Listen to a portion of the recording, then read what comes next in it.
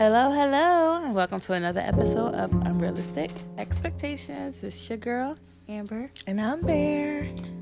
So, today, the topic is family trauma. It's always fun, right? Ooh, my sweat glands are activated. You know, it's crazy. Like, with another bad habit of mine, like, I laugh at the traumatic stuff. Like, I feel like if you can't laugh at yourself or laugh at life, you're really going to like. But when do you laugh? Like right at the moment? Oh no, not sometimes. Depends. Debatable. That's giving psychopath. I never said I was sane. Never said that. I never once said I was sane. I like it. I'm not like going to go out here on a killing spree, but that's why I go to therapy and I'm on medication. So yeah, it'll be fun. All right, so today's episode, I wanted to come prepared. I didn't want it to be like, oh, we speaking off the top of the dome. I didn't want it to be like, this is serious for me. Like, the family trauma that I've been through made this serious. So I wrote some things down. We got our questions. We got our answers. I do want to read a few things that I wrote down, and I just want to speak right. I don't want to speak like little baby. I want y'all to know what I'm talking about. Like, I want y'all to know, like, family trauma is something, and it's a chain that can be broken. You know, it ain't that deep. It is that deep. But once you get through it, you look back like it's not that deep. We can break these chains. We can move forward. And we're going to do what we got to do because it's all about, 2023. If you ain't been doing it since 2020 or 2019 or whatever, breaking generational curses. They got to go. Because they crazy. Mm-hmm. All right, so our first question is about drug abuse.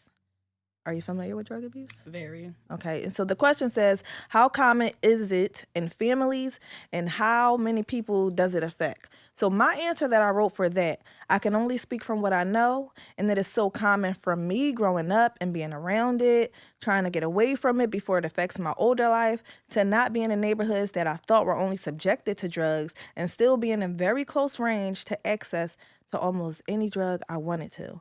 So not everyone get that side though. Some people get so sure within themselves and identify that, hey, it's no room for that type of nonsense in my life. I'm gonna have to go and, do what I want to do, with no drugs being around.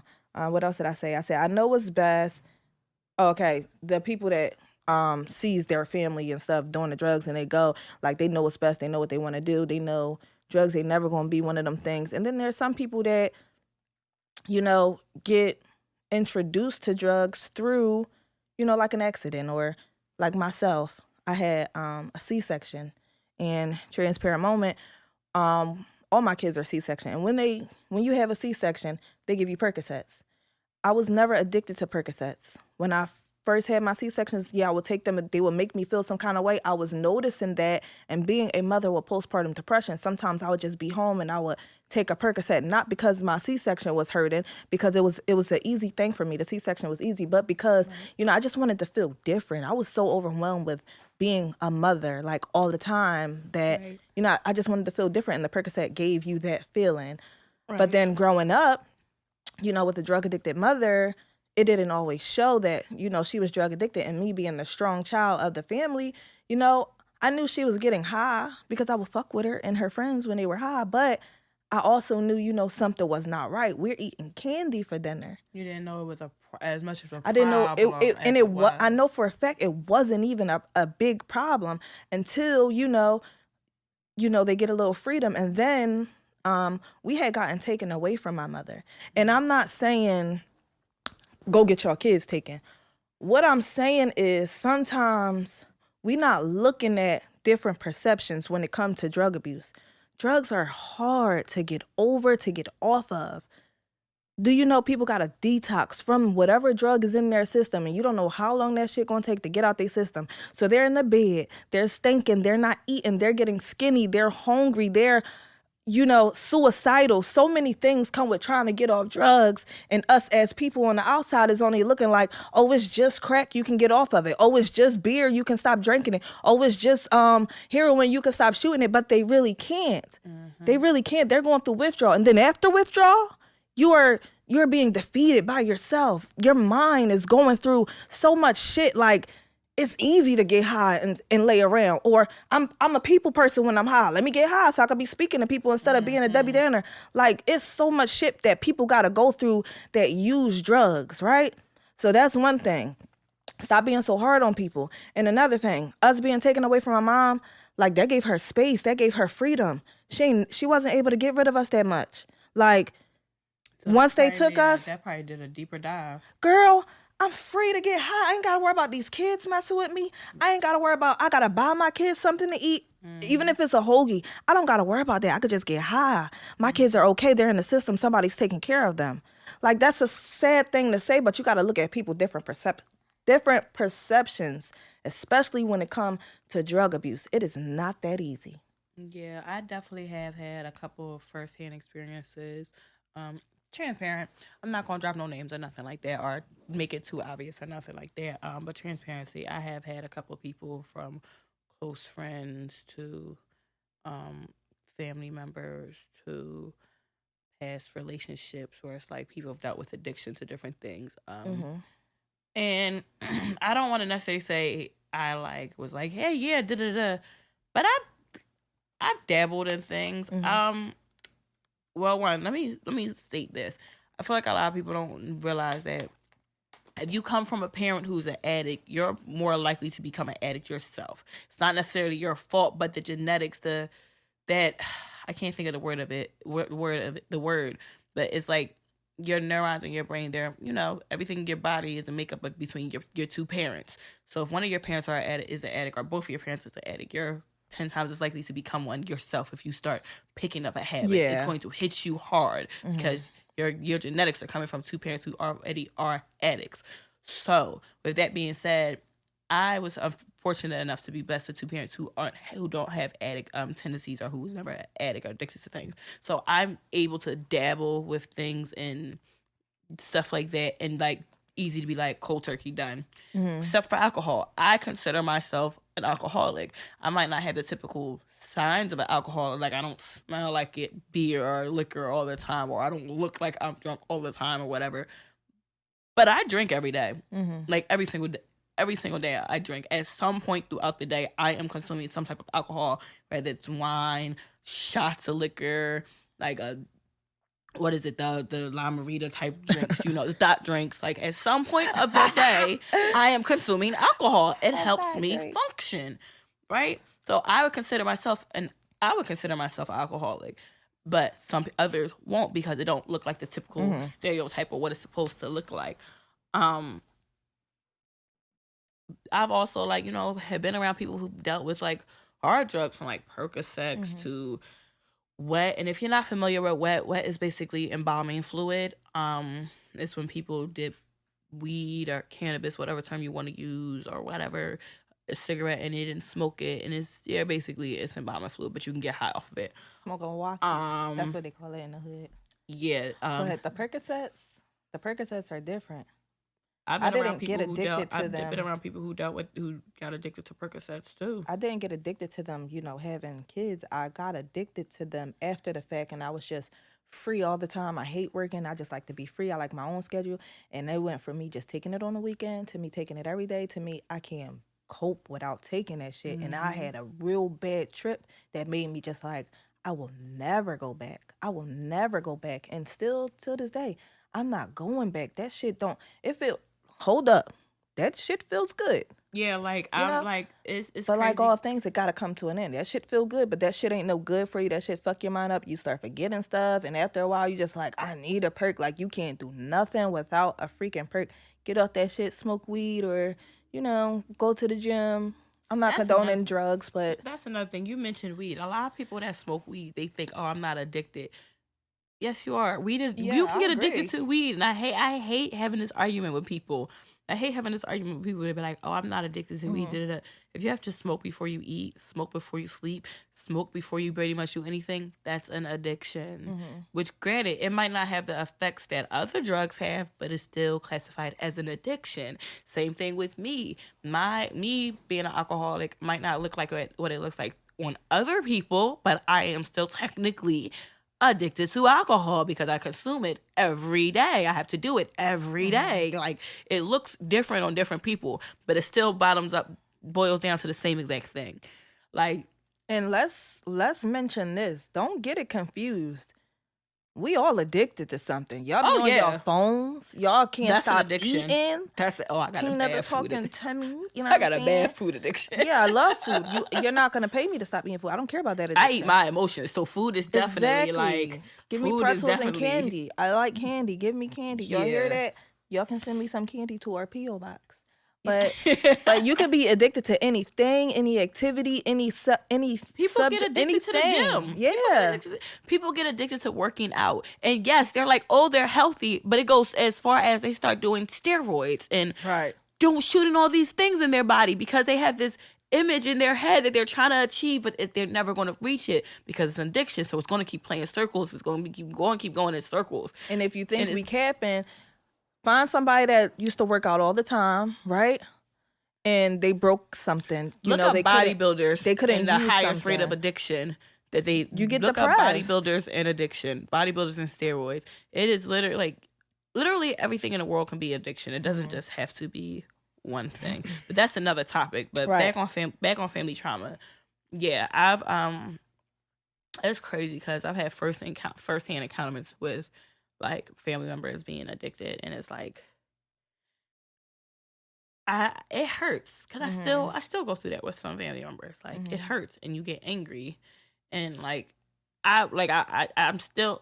not angry anymore. For a long time, I was angry because I didn't understand how you can love something so much more than you love your family, especially it being a item, a thing, like a man-made thing, and I material. That's the word, material. I used to always be like, how before having an addiction, before I struggled with a problem before, how can you choose to pick something up if you wake up sober, right? You ain't had nothing yet.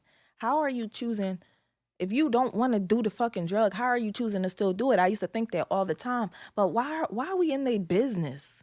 Stop being in people's business so we can be a better place. Just figure out how you can help them. Don't tell them, oh, I'm going to get you off drugs. If you know you giving them money, it's going to make them buy drugs. Don't give them no money. Mind your business. Give them something to eat if they hungry. It ain't that deep. We take things too deep. We overthink it. Like, that ain't y'all business. You don't know why they on drugs in the first place. People become enablers, and they think they're helping by being an enabler, because that happened to me. I thought I was helping, but I was only funded. I was only adding fuel to the fire. I'm thinking I'm helping. And that doesn't make you a bad person. And supporting and, trying to be the best help I can. And honestly, I was just enabling the whole behavior. And I was just like, damn. Like, I didn't think about it at the time because I thought I was doing the right thing.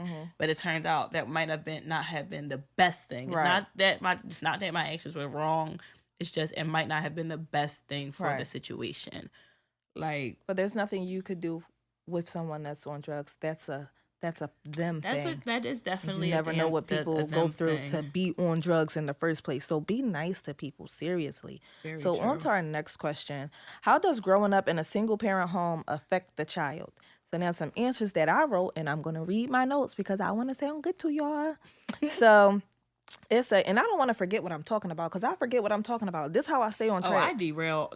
Y'all know. Y'all saw me forget what I was talking about already. We go all over it. Right. So if we are talking positive, the children have an opportunity to be blessed with another family, like 2 moms, 2 dads, or however it works out. They're experiencing different cultures. They get 2 sets of everything. And, my children experience that. That's how I'm like pro, if it's a single parent, it got to do what it got to do. But the negatives about that is it's just not a happy story. The other parent usually becomes unavailable and have a separate life. The child acts out seeing other children with their parents and wonder, why not me? The kids be like, could I have been the cause of my parents to break up? Like, start blaming themselves. Like, it just goes bad. I also wrote, it just put a lot of stress on both parents when both parents ain't playing their part, especially if the parents don't get along. That put a lot of stress on the kids. That put a lot of stress on the parents. That just make things difficult when the parents are not getting along. So if you know that you ain't getting along with that person, you ain't gotta keep talking back to them. So like, if you was my baby daddy and you keep telling me about our past and I'm just trying to get you to get your kids, I'm not going to respond to you until tomorrow. And then I'm going to try to get you to get the kids again. And if you go off topic, I'm not going to respond again. It's not that deep. And it's so, because I come from a single parent household, separated family household, and it at first I didn't bother me. It didn't start bothering me till I got older. Like when I was younger, I was always with my mom. My heart, like it's not that I didn't know who my dad was. I knew who he was, and I would see him every now and then. It just wasn't. I want to say we didn't have the best relationship. But when I got older, that's when it really started like the anger and it's just like why and all the questions and the why nots and why was it this way. It didn't be bad as shit. Yeah, I wasn't. All right, I'll be lying if I said I wasn't bad. Like, no, I wasn't bad. I wasn't a bad kid. I was an angry kid. You was a sneaky kid. That too. I know this girl, yeah. That too. But I was an angry kid. So the lack of a male figure in my life, I guess like the lack of that male parent figure in my life led me to make a lot of dumb decisions with boys at an early age and took me on like a roller coaster ride, I should say. And not because this is another thing, this is off topic, but I just gotta address this because so many people be like, oh, because you had bad experiences with boys, is that why you gay? No, because technically all the boys I dated, they treated me like a fucking princess. Y'all just boring. To be honest, men are boring to me. That's really the answer. That's cold. All the boys I dated treated me like a princess. Yes, I was young and dumb, but they treated me like a princess. They was all Philly ninjas? Philly guys? Yeah. I didn't say a bad word. But anyway. Well, that's why. You got to go outside of Philadelphia. That's not why I'm gay, okay? Okay, but back on topic. But you have a phenomenal fiance now. Mind your business. But back She's on taken. topic. Back on topic. Yeah, like I definitely coming from a single parent household or separated parents, it definitely plays a big aspect. It affects you a lot, so, from girl or boy, like, because so many young men nowadays are being raised by their mothers. So, and I hate when people say like the whole saying of, oh, a mom gotta be a mom and a dad. No, she's supposed to be a mom. That is her only job, to be a mom. Not a mom and a dad. She's supposed to be a mom. And too many people make single moms a mom and a dad. She has to play both roles, masculine and feminine. No, that's part of the fucking problem. That's weird. Somebody toxic made that saying up. Oh, you gotta be the mom and dad. Toxic because man they made that up. That's somebody without a dad made that up because you're getting confused with having to be aggressive, like having to be aggressive or having to pick up some extra things and having to do that thing. That doesn't make you a dad. That just makes you do your freaking responsibilities. You have to. I'm never saying I'm my kid's dad. That's crazy. Not saying women can't have both masculine and feminine traits, but like women are supposed no, they can, but it ain't called being a dad. Yeah, like they when we do have like everybody, just like men have some feminine and masculine traits, especially now. These men, that's a different conversation anyway. But like it's a single mom is a mom, that is a mother, but she's having to become a mother, a father, and all these other type of roles. A nurse, a librarian, a chef, and even a single dad. Like if a single dad is raising a baby girl, he doesn't necessarily know how to raise her as a woman. Can't. He doesn't know. He's gonna do it because he got to do it, but he doesn't know the best way to do it. Same thing with the mom. She doesn't know the best way to do. She's doing even if all they knew the best way. A mother cannot provide what a father can provide, and a father cannot provide what a mother can provide. And I don't want to provide what a father can provide because I'm pretty. Period. So, but he's handsome, but I'm pretty. It's like it definitely takes a toll when you, or not only just a child, but the parent as well. Healthy co-parenting is important. And can we like grow up with the whole, like, ladies, listen to me. If you are over the ages of 21 and you still fall for but he pulled out line, or I'm going to pull out, you're retarded and you need to just go back to sex ed very immediately, please. I don't understand how y'all fall for it. You fell for it, didn't you? Because you over there giving that look like you fell for it. I'm not pregnant. So it do work. No, it don't work. It do work with the man that knows how to pull out. Listen here. We are too grown for Wrap that shit up. These niggas got the diseases, the pacheeses, and the felices. You don't want the felices. Wrap it up. Listen, ladies, like if you know let me give y'all some basic rules, okay? Like, and this is coming from a girl who has 2 brothers. My brothers is dogs. No, they're good men now, but when they was younger, they was dogs. I seen it all. They put me on game how to talk to people, how to like run my game. So yeah, if having a baby for a man is not gonna make him stay with you. It's not gonna make him love you. It's not gonna make him stop doing whatever he's doing. Keeping a baby and you aren't ready, and you're like, well, this is his kid, so he gonna step up. No, he not. He ain't. He not. And he not. don't have to. Yes, it might be his, but he don't have to step up. He won't. If he already made it clear, yo, I don't want this kid, baby, please, from that point forward, make whatever decisions is best for you. Even if you want to keep that child, that's fine. But make the decisions with the idea of, this nigga's not gonna be here. This man is not gonna be around. Right. And it shouldn't even have to be that way. But unfortunately, it is that way. With all cultures around the world, unfortunately, it is that way. Please, ladies, make our bodies, we house it. We house the baby. We carry that baby for 9 months. We create that baby. We the ones that gotta pay over $6,000 to get the stomach flat back. Not me, but most of us. I'm not necessarily pro-abortion or pro-life. I'm pro-choice. I want you to do what's best for yourself, because too many people out here having kids and they're not ready to have kids. And y'all are just adding to the fucked up problems that are already in the world with these kids. Y'all just adding more fucked up kids to the fucked up ass patch we already got. Dang, if I you gotta aren't ready to agree. be a parent, please really consider it. Not even if you aren't ready. Just take your time. I promise there's no rush. It's no rush. I'm 30 years no old. I got a rush. dog. It's no rush. It's no rush. And it's not even because I'm gay. Legit, it's no... I've had... trust me, I could have been a parent multiple times. It's legit no rush, yo. It's no rush. Oh, this is a good question right here. Sorry. No, go ahead. How often does it become a child's job to take an adult responsibility? Then we at a young just led into this, age? right? Kids, people having kids. And they thinking, for whatever reason, they decide they have their kids because they don't believe in abortion, or they think the next baby daddy gonna be different, or For whatever reasons you have your kids. Now your other child, whoever the oldest child is raising that kid. Listen, this is coming. My brothers had kids early. I was a child watching my nephews changing diapers, feeding a baby on a routine. Mind you, I'm still going to school. Babysitting kids, changing their diapers, feeding them.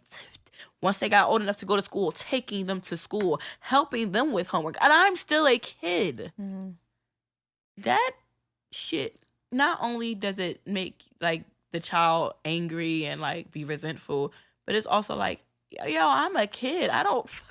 What am I doing? Right. This is not my job. This is not my baby. Right. It's so many people that like have a bunch of kids or have kids, and it's like I gotta go to work, or I'm going out. And their oldest child is supposed to watch their kid. And it's like, Right. I understand you might want the help or you need the break. I do understand that. But a child should never be watching a child. I don't care how old they are. A child should never watch another child. Ever. So I have a few different scenarios for that particular topic. Reading from the notes again. The first one says, I just think it depends on the parent and what they're up against. It's way too many people in the world for anyone to be able to say, this is just like this, or this parent make their child take care of them because of this, or they ain't got to take care of it. So it's more people in the world for you to be able to say like it's one way. So I said you got parents that got to make ends meet with what they have. So if they got a 9-to-5 and their big kid got to look after them for a few hours after, they get home from school, it's unfortunate, but that's just what has to happen because they got to make it work. They are a team. That's that family at that moment. You know, Which is so true. that is an unfortunate thing. Another scenario says you can have someone at a boss level that finally make what they need and can't call it quits after all this time. So they needed someone in their village to help and step up as a caregiver while I put in this overtime. Doesn't mean she misses her child any less. Just means she's working hard to make sure they want for nothing. And then the last scenario says you can have a parent who had it all together. They got with a narcissist who slowly took that shit away. Word, I narcissist. mean, girl, ooh, that word. We gonna have a that word. So they got it with a narcissist who slowly took it away. I mean, they had everything, but that narcissist was their everything. They trusted them. They loved them with everything in them. Now they got to try to figure out how to put that shit back together for themselves again. They got to be themselves again. They need help and they need the children. The children are familiar with each other. So now it's just like me trying to put myself back together. I can't get it together. Honestly, I can't get out the bed. I'm depressed now. This narcissist took everything away from me, stripped everything. I loved you. You were my everything. I was doing anything. Like, I probably would have took a bullet for you. But you took that shit away from me slowly but surely. And some narcissists don't even know they're narcissists. But anyway, my reason in saying that is because, yeah, he took all that away from her, or she took all that away from him. So now it's just the kids in the house. I need you to feed your brother this morning. I need you to, go wipe his butt real quick. Can they sit in your room with you and y'all play your game together? Like, some parents need that. So you never know what happens, or what the case may be. So sometimes the older siblings do got to take care of them, but be nice to y'all older kids. They ain't gotta take care of them. That's when I gotta play devil advocate. Yeah, be nice to them though. I can understand the support and the needing the help and all that. I get all that. I can understand all that, but it's also like, who's there for that older child that's taking on not only that's what I mean by you have roles, to be nice to them. Who's checking in on that older child? And normally that's where it lacks. Nobody checks in on that child that's being responsible for their younger siblings or whatever. Nobody's making sure that child okay. Nobody's asking them, do you need help? Yeah. Do you need a break? Do you need time? Everybody's like, can you? But nobody's being like, what do you need? And then that'll start the cycle to continue. It'll start a cycle, like, when they get older, like, why you didn't ask for help? Well, who can I ask for help? I don't have nobody. That's my problem. I'm helping. I'm the helper. Problem. That's my problem. Who's gonna help the helper? That's why I said it start a toxic cycle, because they'll think in that scenario, then it'll be toxic. It puts an amount of pressure on a child, like at an early age. It puts a tremendous amount, because they're responsible for a baby, a human who can't do nothing. So not only are they feeling that pressure, like, oh my God, I gotta protect this. Granted, when a positive look, it gives them great parenting skills at an early age. It might be like, hey, I don't want a kid yet. I'm going to wait and not add to the population. It could be so many positive things. They can learn how to be independent, self-sufficient, strategize very well. They can definitely think they're going to learn great time management. Oh my God, it's going to be immaculate. No, that's some bullshit. I don't got time management, and I've been watching kids since I was 9 years old. No, that some people do, because I do. I used to have to balance out. All right, wake up, feed them, feed myself, get ready, go to school. Like, time management skills are on point. I'm still late to everything. But like, it also has a lot of negative outlooks of, like, just that pressure or like them feeling like, because then they start to pick up other responsibilities. Yeah, the thing they about feel like I want to help now. Like, that's good. The thing about that is, fuck. Say it again. That they tend to I got it. Responsibilities. Right. So the thing about that is, depending on what age you had to become that other parent, that you be stuck at that age. Like, I think I'm 11 years old sometimes. Like, yo, I tend to my inner child. It's so important. Yeah. Like, so I've been responsible for a very young age at a lot of mature things that I thought you wouldn't have to deal with as a kid. I dealt with as a child between my adolescence years, from single digits to before I was even out of high school. Dealt with a lot of mature situations. So because of that, I feel like my inner child didn't get to be a child a lot. Like, I was a child, but you had to grow up a little fast. I grew up. I was a child with an adult mentality. Yeah. So therefore, I wasn't a child anymore. And I feel like that's what I'm tending to now, being forgiving of myself now, because it's like, when I was younger, I thought I had to do all these things. I had to help. I had to provide. I had to, you're thinking this way, Right. but you're not tending to your needs. So I go into a pattern of not tending to my needs Just as an attending to adult. authority. Right. As an adult, I go into a pattern of ignoring my needs and my wants because I got to be responsible for this. I got to get this together. I got to make sure this is good. I have to take on things, and whole time I'm over here crashing and burning on the inside, Right. but on the outside, no, I gotta get this. I gotta get this raise. I gotta make this. And you're still like that. And I'm still like that. It's a pattern. I'm breaking it now. That leads into family trauma. Like, people might not think about it, but when younger kids or younger children have to become adults at an early age, their brain pattern switches, and they'll use these terms that are so, I hate these terms. You're so mature for your age. You're so independent. You're so self-sufficient. They're fucking 13 and 12 years old. They're supposed to be kids. Right. They're not supposed to be mature for their age. They're supposed to still be very much immature. Very much so. But they're mature. They're self-sufficient. Like, be mature, but you ain't They're grown. independent. Oh my God, you're so organized. All these things that, like, yes, they're good, but they're a child. Yeah. Children are still supposed to be figuring out what is independent, what is self-sufficient. They're trying to figure out, they're supposed to be figuring out what those things are, not already have it equipped. This is off topic, but we forget that children are children, I think, when they turn 1 year old. Like, speaking for myself as well, like, when them babies is babies and they start walking, we forget, no, they're still babies. My 4-year-old, he be crying and stuff, but he's still a baby, man. His brain is not like everybody else's brain. A child's brain does not fully develop until they're honestly in their late teenage years. Stop forgetting your kids' when age, they say, man. A female brain developed when she's, like, is fully developed. Like, just kids in general are fully developed at 16. No, they're not. No, they're not. They're still making a lot of life decisions. They're still changing. They're still trying to cope with, hey, okay, I'm approaching this new era in my life, this new age where I'm going to have to be responsible for myself and all those things. They're dealing with all of that, but we're not thinking about, like, kids are still kids. Yeah. When you were younger, and let me just use me, for example. When I was younger, I'm not going to say I was fully just always had to be responsible. No. But if I could have been less responsible, I would have. Yeah. I was working at 14 years old. Why? Because my mom at the time might not have, she was taking care of me and my grandparents. So all types of stuff going on. So the spending money I wanted, she didn't have at the time. So I was like, I'm going to go get it then. Mm-hmm. And people are like, you a hustler, you grind, I was 14 fucking years old. Why? I shouldn't have had to do it at all. Mm-hmm. Not saying my mom didn't do a hell of a job, because she did a hell of a job with her daughter. Period. Not taking anything away from my mom.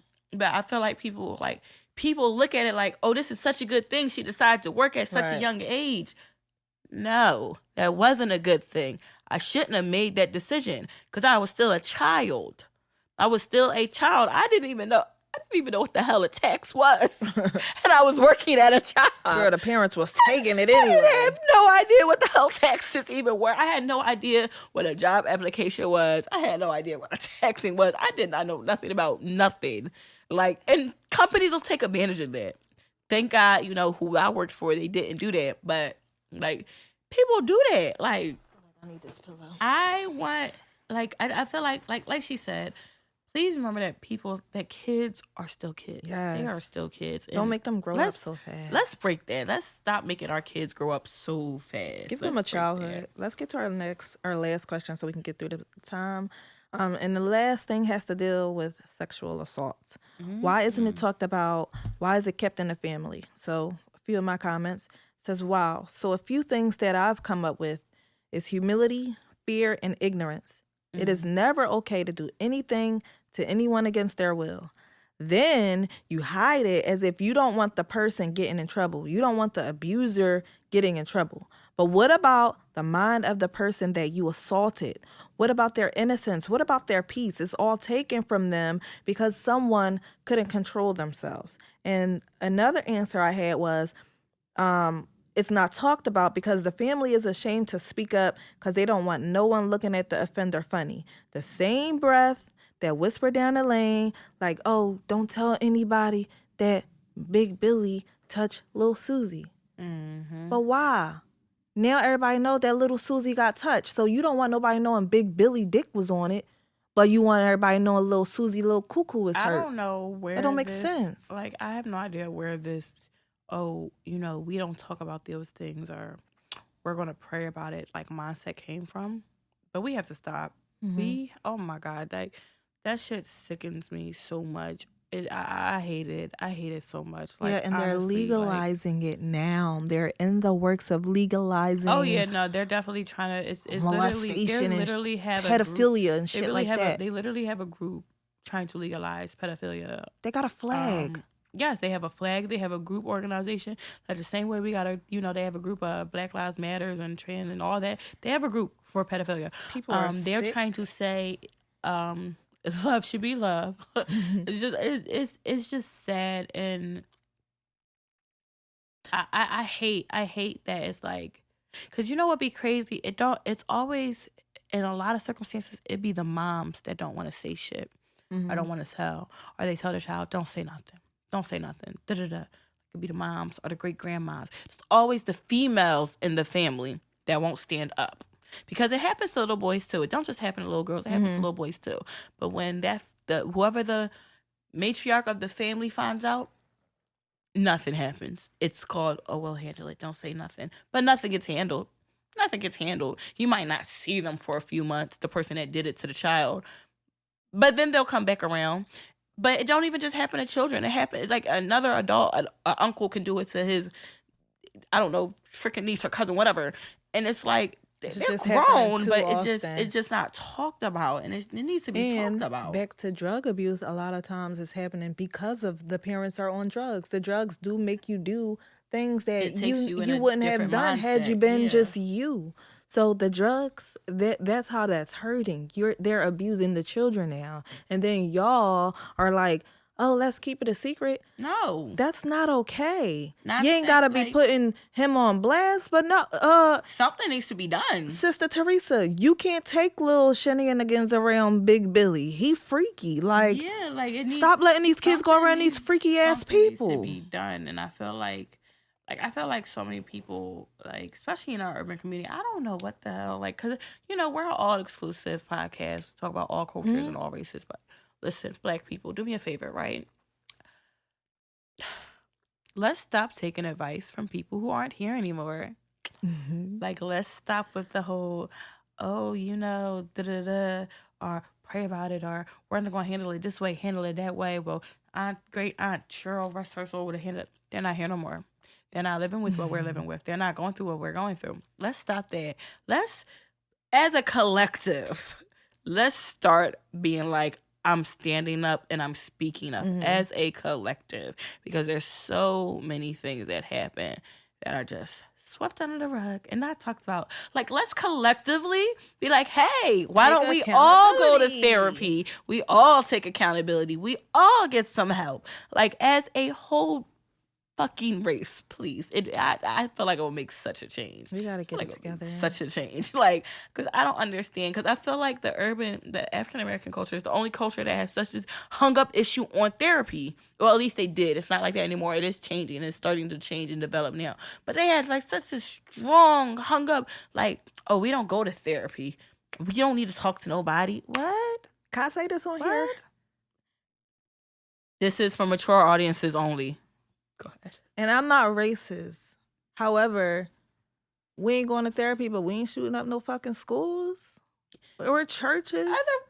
That's a lie. No. That's a lie. Because there was I'll show you the case afterwards. But and I know where he grew up at. There was a case. I'm gonna say that's a lie. There was a case. He ain't grow up in the hood. Doesn't matter. Still one of ours. Grew up in the hood. You know our hood boys ain't going to no schools. They on the block. No, but that's that's family. That's trauma too, because I can definitely say, like, growing up in the hood, you know how they have street smarts or whatever, book smarts and street smarts. When you grow up in the hood, you learn street smarts. You learn survival. You learn skill. When you have book smarts, you learn strategies, techniques. You learn different things to, like, I want to say, I ain't have book or street. I don't want to say elevate you in life, but you'll have a different aspect to want to grow and thrive in different directions. Where street smarts, you'll have survival. I'm trying to survive. What can I do to survive? Survive. It's looked at differently. Your brain does a switch a little bit. And I feel like a lot of people that grow up with the street smarts, they still make just as fucking dumb decisions. Probably not as reckless, but still dumb as decisions. It just depends where you at. The punishment is where the trauma comes in. The punishment in the streets is ass whoopings. You going to get fucked up doing some shit in the streets. You're going to get your consequences for whatever you do in them streets.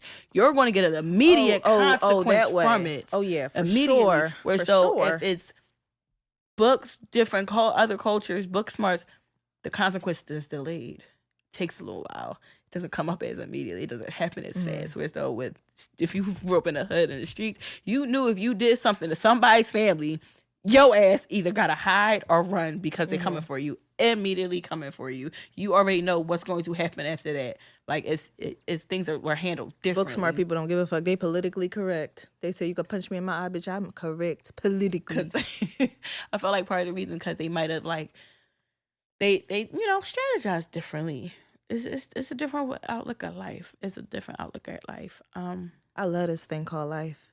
Take it by the fucking throat and do what you got to do. Make it work. Yesterday was yesterday. That's why I love tomorrow. You know what I'm saying? but that's why. No, but for real, like it ain't even got to be that deep. It's the only thing that we have to do. We have to live. Tomorrow is going to come, but we do have to die. So live every day like it's your last. Do what you want to do. Live for you. Break them chains. Fuck that family. If you got to say fuck that family. Love that family. Can we I will vocally say, if you got to cut your family, blood makes you related. Blood makes you related. Who you pick who you pick as your family makes you family. Who loves you the way that you love them makes you family. Blood just makes you related to somebody. Blood just means we share the same DNA. That don't mean you my family. Yeah, but some people are pieces of shit when they act like that though. Like, oh, I don't talk to none of my family. I don't care who don't talk to me. No, bitch, but you're a piece of shit. You're ugly. That's not pretty to do. Though, what did they do to get to that point? I ain't grow up like that. I grew up with family, so I don't relate to people like that. I don't relate to, I'm never talking to my cousin. I don't relate to that. You gotta look at it as what did they do though? I know but I'm saying like I don't relate to people, but some people are mean. Like I don't gotta talk to nobody, and somebody could have just not watched your fucking kid, so you could have went to work. Yeah, that's just petty. Like it's not that serious. Like, oh, you watch my kid all the time. You couldn't watch her this time. Like so what? Now that situation is like, all right, you're just being a dick. But like some people, I'll use me for example. I told you guys I'm the open book. Like. Me and my grandmother that's still alive don't have the best relationship. Not that it's a bad relationship, we just don't have a relationship. And I know as me being younger and her being older, I should reach out more, check up on her more, things like that. But I don't. And me and my dad struggle with this conversation and sometimes have arguments about it. And it's not that I don't love her. I love my grandmother dearly. I just have feelings towards it. Whereas though I feel as though when I was the child, you did not take the initiative to reach out to me, to build a relationship with me, to stay consistent and conversate with me. You did not take those steps. So as an adult, I'm not interested. I am not interested in building a relationship with you. You've had all of my life to have a relationship with me. You chose not to. For whatever reasons, you chose not to. That's your father's mother. I don't hold it against you. Yes. I don't hold it against you. I'm not mad. You ever need me for anything, I'm going to come running. But I have made the choice that I don't care to have a relationship. I don't care to build a relationship now. It's no anger. Fine. It's no resentment. It's no fuck them. I just don't care to have a connection with you. I love you just over there. From a distance. And I love you from over there. Yeah. That's it. That's why I said like some people you gotta ask, like what did they do that they're like that? Because it might not necessarily like the example you gave. Right. That's just like, bitch, you just bullshit. You bullshit. But like sometimes it'd be like, yo, like you might not have did what you were supposed to do, or at least what was expected of you. And it's like now as an adult, because that's normally what it is. That's your perception. It's like, yo, I'm cool off of it. Like And like I said, it's no beef, no malice. I have a couple family members I'm like that with. Like, it's no beef, no malice. I It's still just a love them distance. dearly. It's just, Yeah. I love you from a distance. Okay, so no bad blood. Yeah, never. I definitely feel like it should, unless they do something to you, it should never be no bad blood. But if you feel as though, yo, I don't want to have interactions with you, don't force it because they're family. Yeah. You don't have to. If you don't want to have interactions with them for whatever reason, don't force it. But don't be mean like that. Don't be mean about it. No, don't people. don't be malicious. Never be malicious. That's gonna be the word of the day. Malicious. Okay, Don't let's get the be correct malicious. definition. Where's the phone? Don't be I'm sorry, a malicious person. I love the But correct definitely definition. just, if you have to love somebody from a distance, it's okay. I'm telling you, it's okay. I love a lot of people from Oh, it's just spiteful. Don't be spiteful. Don't be malicious. That malicious means spiteful for the people that didn't know. Yeah, it's, you don't have to do that, but I feel like a lot of people with family, since we're talking about family trauma, might have to make that hard decision with their family and with family members to be like, I can't be there for you. I can't be around, interact with you like this anymore. Like, you got to go over there and I got to be over here. No hate, just. And if they do that to you, there. don't even take it personal, because it can be like, I can't be around you because of the way I want to act when I'm around you. Because I want to choke you out because I'm not mature enough. Like, it could be whatever. It might not even be you. It might be them. Like, it might be them. If something happened, it's me. Don't like, think I'm it's like me. that. A lot of people in my family have kids. I don't have kids. And I'm not going to lie. I be wanting to do shit that don't involve kids. So it's like, when people want to be around me, we do too. The fuck? I know. But ugly as kids. Like, when people, like a lot of my family members and stuff, will want to hang out, but they got kids. And I'm like, I don't have this. I'm not used to this noise. I'm not used to all of this sticky stuff. What is going on? How much time we at? Because I don't like when you talk like that. I don't like when you act like that. I do love all my nieces and nephews and all that. I got kids. I love all my kids. But so, word of the day with family trauma was, don't be malicious, and also be very self-forgiving and forgive yourself for whatever choices or decisions you have to make. And be kind to people. That's love always, one another. That's for everything and everyday acts, guys. Just be a better person. Break some chains and just be you. Be true to you. You ain't got nobody else to be. No other spaces is even available for you to take. So just be yourself. Mm-hmm. That's all. That's all I want to be anyway. I just want to be me. I just want to be pretty. I just want to be better than I was yesterday. Like, my edges wasn't done yesterday. They're done today. Like, there you go. I'm being me. Little victory. I did them like me. I didn't do them like little Jada Waiter. Like, we got to be ourselves. And I love her. Win. That's no shade. A win is a win. A win is a win. Like, just be y'all. Just be yourself. Be better than you was yesterday. Thank you for joining us on another episode. I know we might have been all over the place, but y'all followed. If y'all really follow, y'all followed the conversation. Yes, and y'all got ADHD too, so your brain's gonna be going right. around Because anyway. like, let's not pretend like the whole world isn't self-diagnosed with it already. Like, we know. Anyway, until next time. Please like and subscribe and share. All the social media information will be in the description below. See you guys. Until next time. I keep throwing up gang signs like I'm gangster. What you throw up? 2s and 3s. 2s because I'm gangster. 3s because we 30. Girl, I am 21 years old. Until I decide otherwise.